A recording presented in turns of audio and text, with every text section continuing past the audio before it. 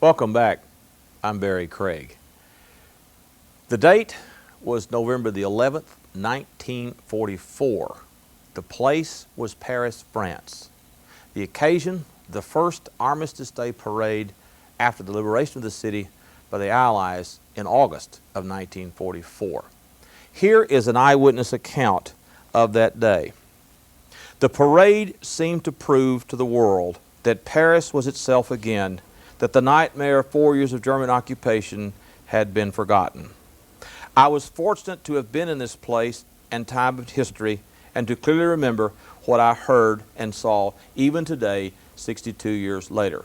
The person who wrote that is our guest today. He is Chappell of Paducah, formerly of the United States Army Signal Corps, and a witness to this historic event. Welcome to the program. Thank you. Take us through that whole day.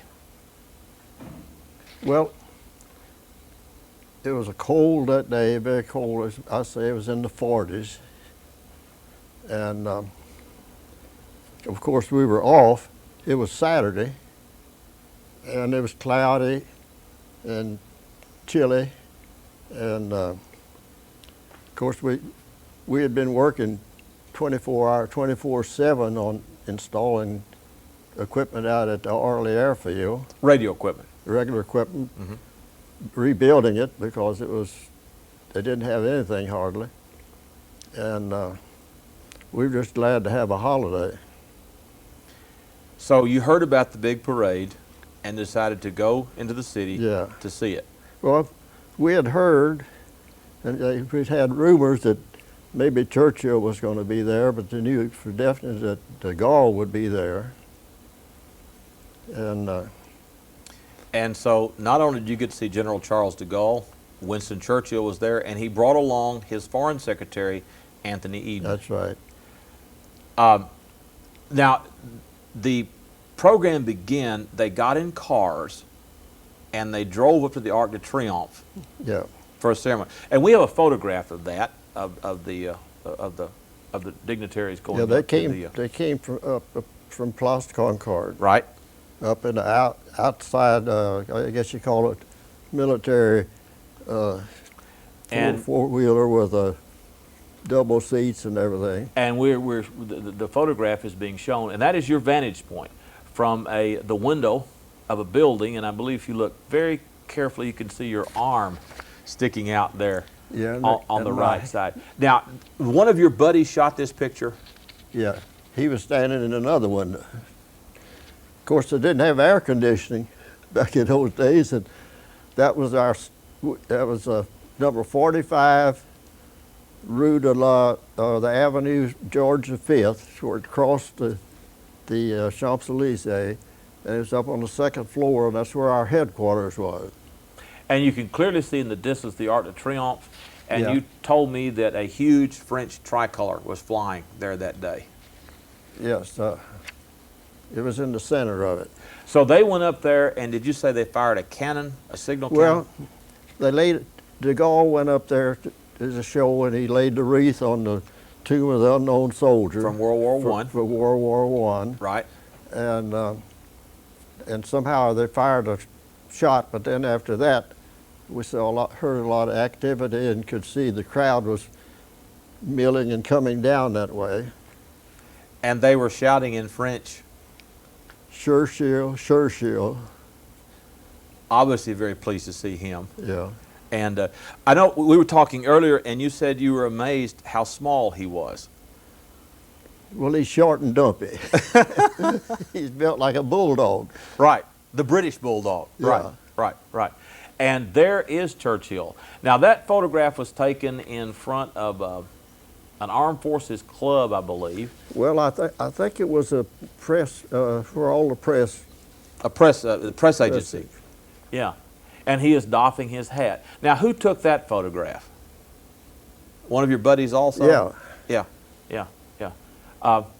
So down the street they came, and Churchill was waving his hat and giving the V for victory sign. He's waving his hat with one hand, and his other hand had the V signal. Well, what amazes me is the clarity of these photographs. Incredible. You can see, if you look, Churchill is in the lead with his hat up in the air. To Churchill's right and below is General de Gaulle, and at the top, the man in the civilian outfit is Anthony Eden. Is that the first time you had seen Churchill when you were in service? Or had you seen him in No, I England saw him in London. when you were stationed there? Yeah. And now, what is this unit? That's a French military unit They're the colonial troop from Africa. from Africa, right? And also, you have a photograph of an American unit marching with the Stars and Stripes. There it is. There it is. So that was Well, that, and also, of course, they didn't get to take them, but the Waves marched, and the WWII marched, and the FFI marched. the Free French, right? Yeah. Uh-huh. And then their, what they call their French Guard.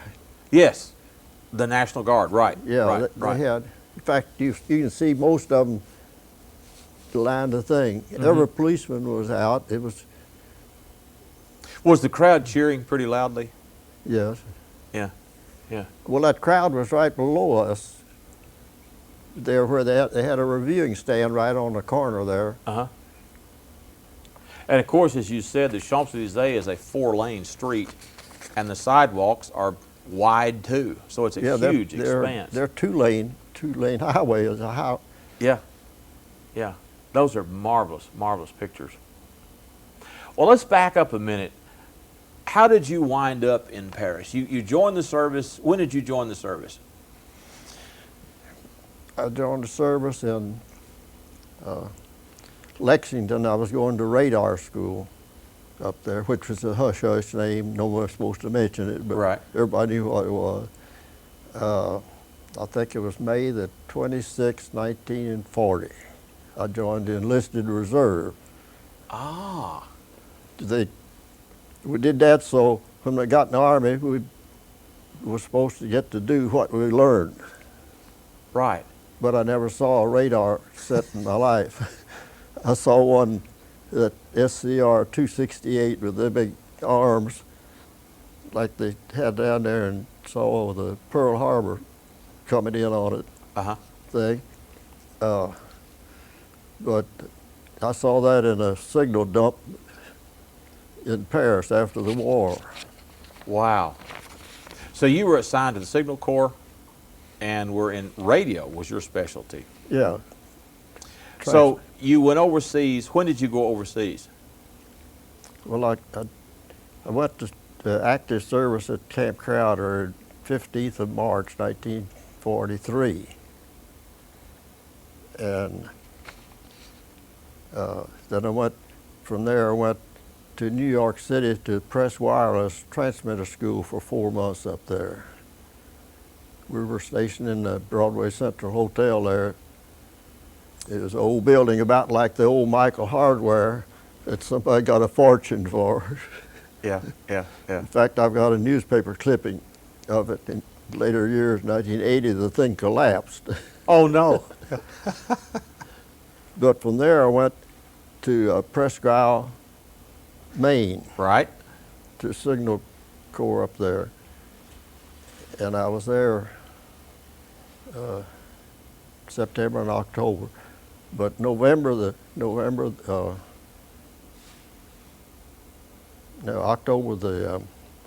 29th, I flew up to Goose Bay, Labrador. We had a weather station up there, and we put a low frequency, they broadcast low frequency that so it wouldn't go into the atmosphere. And the antenna of that thing was 4 miles long down the river.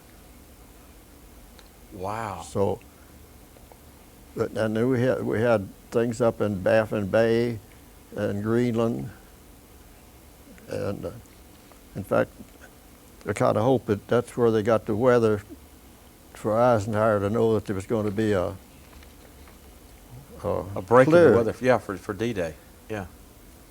I read in one book after the war where they found that the German had stopped up close to Goose Bay up north of that and put their own station in that was automatic. that they got the weather, but they got the weather what was there, and we gave them the weather that was coming. Mm-hmm. We're at Goose Bay is on the same latitude as the English Channel when the weather goes across. Oh, okay, okay. And then you went overseas when? I was overseas 6 months after I got in the Army, for 2 months up in Goose Bay, Labrador. Mm-hmm. Did you go to England when you went to Europe? Was that the first place you went, was to England? No, I went to the Azores. Oh, the islands, okay. I came back from up in Greenland, up to Goose Bay. We went to Norfolk, Virginia, and got on a Liberty ship, waiting to get in the convoy to go to Europe, we thought it was. Well, the convoy was going to Gibraltar, and we were on a Liberty ship, and we didn't know where we were going, but on our deck we had about 30 50-foot telephone poles lashed to the deck of that Liberty ship,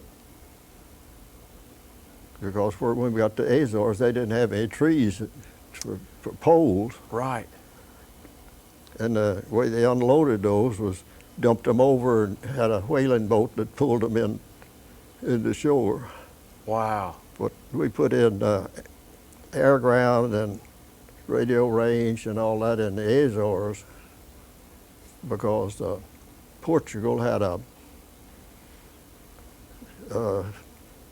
1,300-year treaty with England that they would come to their aid if ever needed, so they let the English use the Azores. Right. And in fact, we had the British symbols on the airplane that was landing in that thing. Mm-hmm. Mm-hmm. Mm-hmm.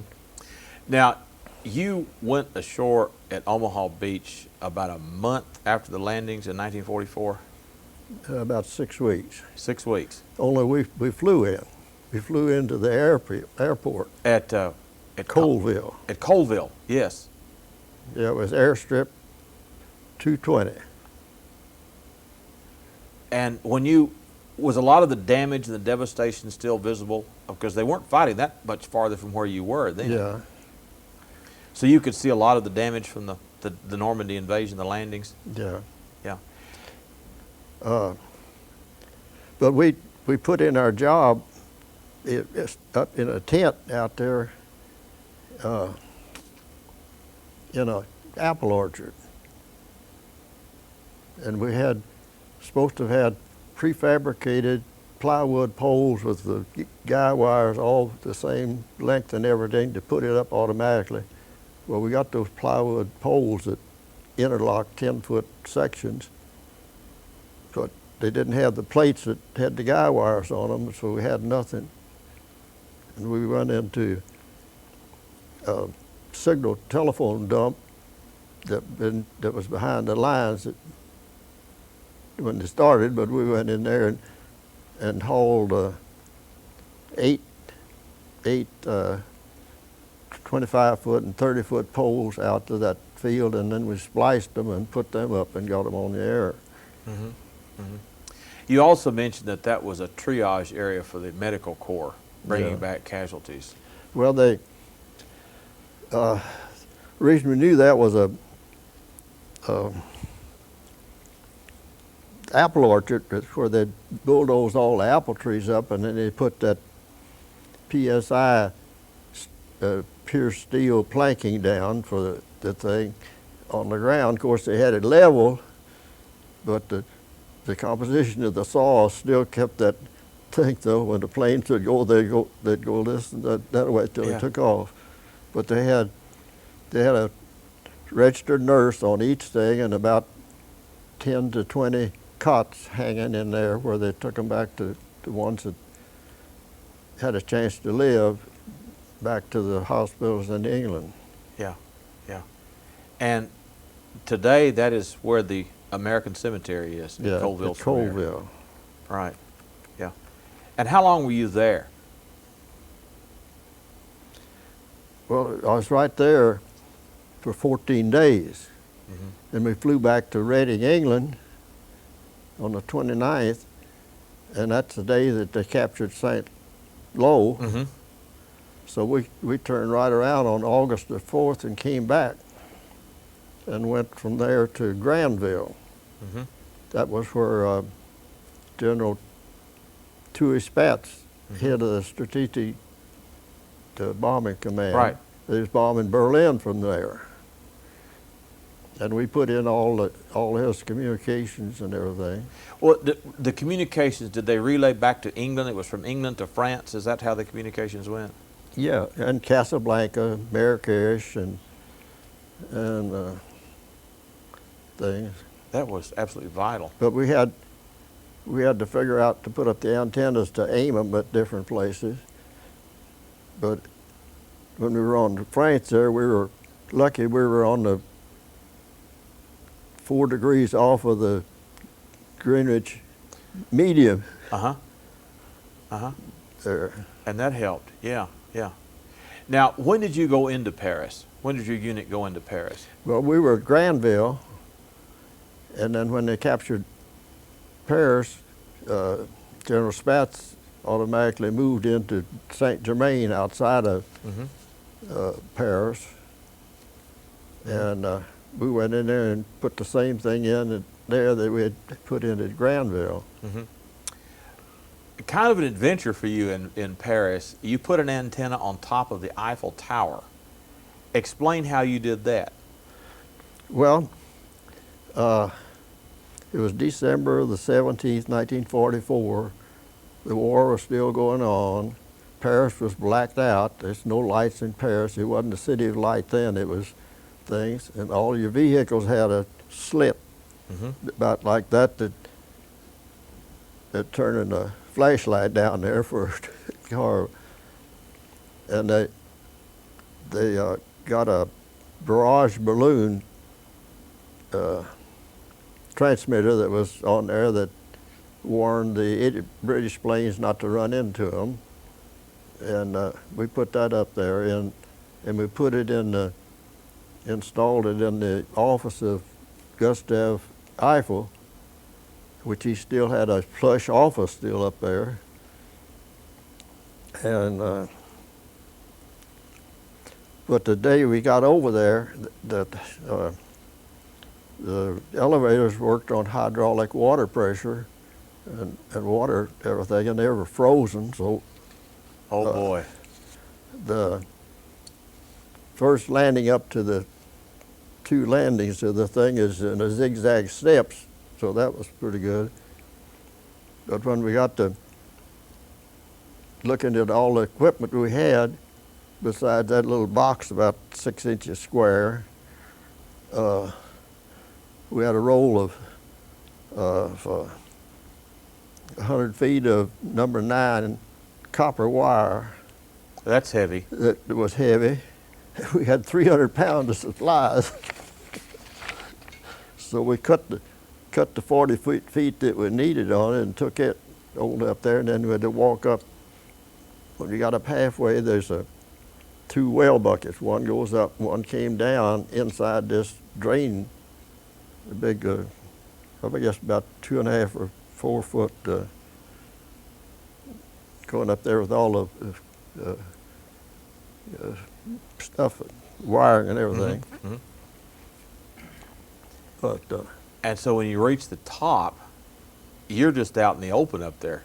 yeah, That had to be, it's cold. I bet it was Yeah. breezy up there.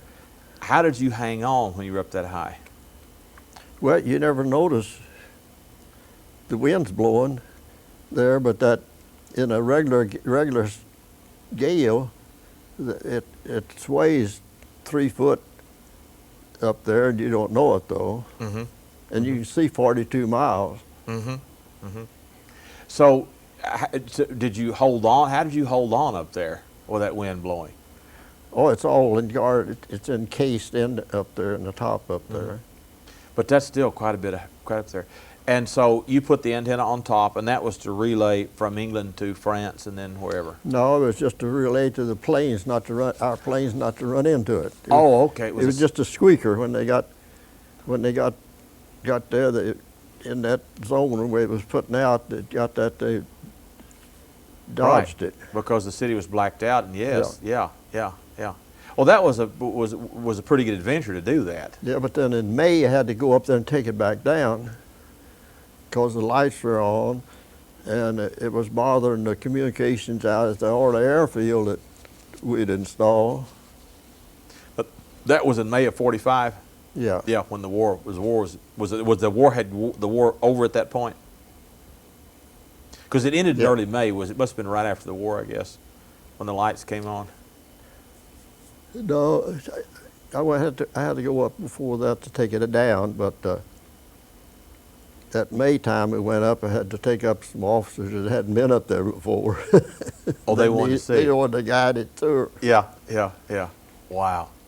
And you told me before the program that you went back to Paris in '93. Yeah. For your 40th anniversary. Yeah. And you went to the Eiffel Tower. We had lunch on top of the Eiffel Tower. We had pressed duck. How nice. How nice.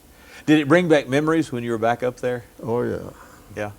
Had the city changed much in what it looked like to you? No, not really. Yeah. But when I was there, we were like a mole. When we had a little time, we'd take the metro. Right. Every time. Didn't have to pay.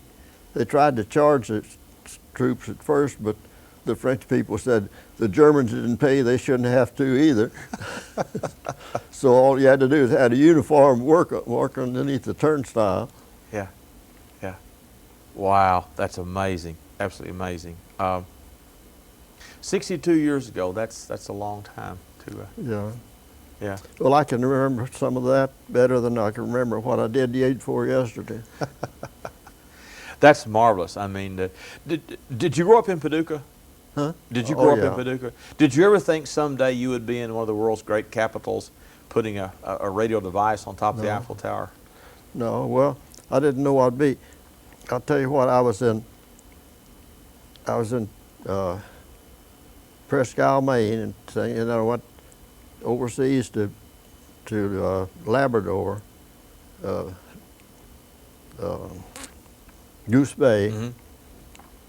Came back there and got on the Liberty ship. The name of the Liberty ship was Thaddeus Kosciuszko. Yes. He was the Polish general that has helped Washington. That's right. In fact, he laid out the defense and everything of West Point. Yeah. Was the crossing pretty rough? Well, that's a good story. We're in that ship there, sitting there in the bay there to Norfolk, and you're just going like that, the water up and down and this. Then during the night they pulled out. We joined a convoy with us, and we had a destroyer escort that stayed with us. And about 2 days out, I was seasick. Oh yeah, you and a lot of other fellas. And I was the team chief, so they made me sergeant of the guard to post 10 different posts on the ship to see that they didn't smoke on the deck at night and didn't have any lights showing on the curtains and everything. So, and my men on my team I'd put one of them here and upchuck over that rail and take the next one and do the same thing. Oh yeah. But after I got over that, it didn't bother me anymore. Yeah. I've heard so many World War II and World War I veterans talk about how awful, what a rough crossing that was. Because that wasn't exactly a Carnival cruise on a Liberty ship. No, and then when we got to the Azores, we went to Angra, which was a city close to the Lodgins Air Force Base there. But we couldn't come into there because we were sitting ducks sitting there for the submarines. The bomb was sitting in the thing, so we were about 15 miles out, and we